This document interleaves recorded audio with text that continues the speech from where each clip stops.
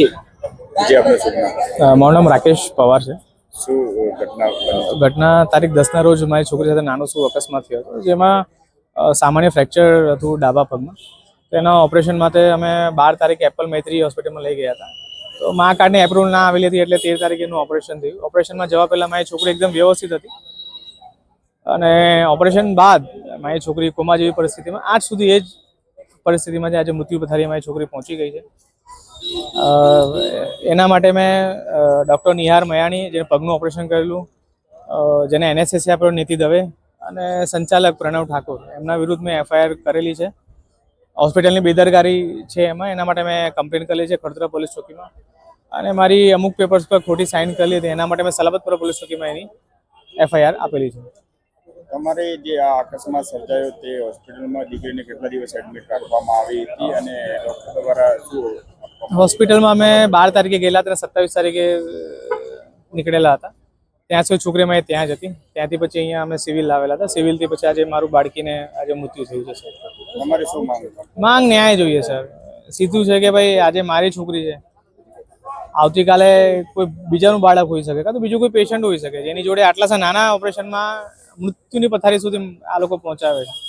મૈત્રી hospital જે છે તે કયા વિસ્તારમાં આવેલી છે? એપલ મૈત્રી હોસ્પિટલ નામ છે એનું, જે ઉધના દરવાજા પર આવ્યું છે. બાળકીનું મોત થયું છે, શું કહેશો? પરિવારનો આક્ષેપ છે કે આપની બેદરકારીના કારણે એનું મોત થયું છે. હું એમના સ્વજનોનું દુઃખ સમજી શકું એમ છું, પરંતુ અમારી લાગણી પણ એમની સાથે જ છે. એ પણ આપ લોકો સૌ સમજી શકશો, કારણ કે કોઈ પણ હોસ્પિટલ માટે દર્દી જેનું ભગવાન છે, અને કોઈ પણ ડૉક્ટર જ્યારે પેશન્ટની સારવાર કરે ત્યારે પેશન્ટનું હંમેશા સારું અને પેશન્ટ માટે જે ઉત્તમમાં ઉત્તમ સારવાર એમના અનુભવ અને એમના ક્વોલિફિકેશન પ્રમાણે આપી શકે તે જ વિચારતો હોય છે. જેથી કરીને હું એટલું જ કહીશ કે એપલ મૈત્રી હોસ્પિટલમાં એનેસ્થેટિસ્ટ ડૉક્ટર નીતિ દવે સાહેબ છે. એ છેલ્લા 25 વર્ષથી ઉપર એનેસ્થેશિયા આપતા આવ્યા છે. એ ડૉક્ટર નિહાર માયાણી છે, એ પણ એક ક્વોલિફાઈડ ઓર્થોપેડિક સર્જન છે અને અનુભવી સર્જન છે. જેથી કરીને સારવારમાં એ લોકોએ કોઈ પણ કચાશ રાખી હોય બાળકીને સારી કરવામાં, એવું હું માનતો નથી. અને જે કંઈ પણ હશે એ ચોક્કસ તપાસમાં બહાર આવશે જ, જેથી કરી અને ડૉક્ટર્સ પણ જે એમની બેસ્ટ એફર્ટ આપી રહ્યા છે એ પણ આપને તથા સમાજને એનો ચોક્કસ ખ્યાલ આવશે. સાહેબ, જે રીતના બાળકીને માત્ર પગની અંદર ઈજા હતી, તો મોત કઈ રીતના થયું? હવે મૃત્યુનું કારણ તો પોસ્ટમોર્ટમ રિપોર્ટ પરથી આપણને જાણવા ચોક્કસ મળી જશે.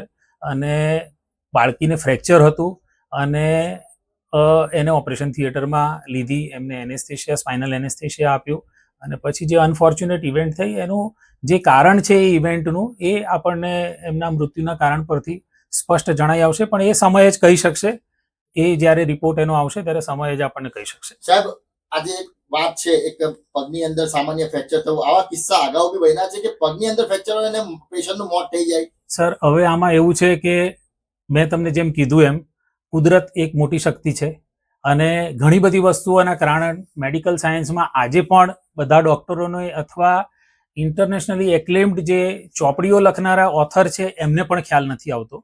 એટલે જ આપણે કુદરતને પણ માનીએ છીએ, બરોબર છે. એટલે કોઈ કારણસર કોઈ અનફોર્ચ્યુનેટ ઇવેન્ટ થાય તો એ અમારા મેડિકલ સાયન્સમાં આ વસ્તુઓ રેગ્યુલર થતી હોય છે, અને કદાચ તમે પણ આ વસ્તુના સાક્ષી છો, અને આપણે સમાજ આખો જ આ વસ્તુનો સાક્ષી છે. કારણ કે આપણી આસપાસ અથવા આપણા ફેમિલીમાં અથવા આપણી ગામમાં, સમાજમાં ક્યાંક ને ક્યાંક આવા કોઈક ને કોઈક બનાવો તમે પણ સાંભળ્યા તો હશે જ, કે જેના કારણો એક ડૉક્ટર તરીકે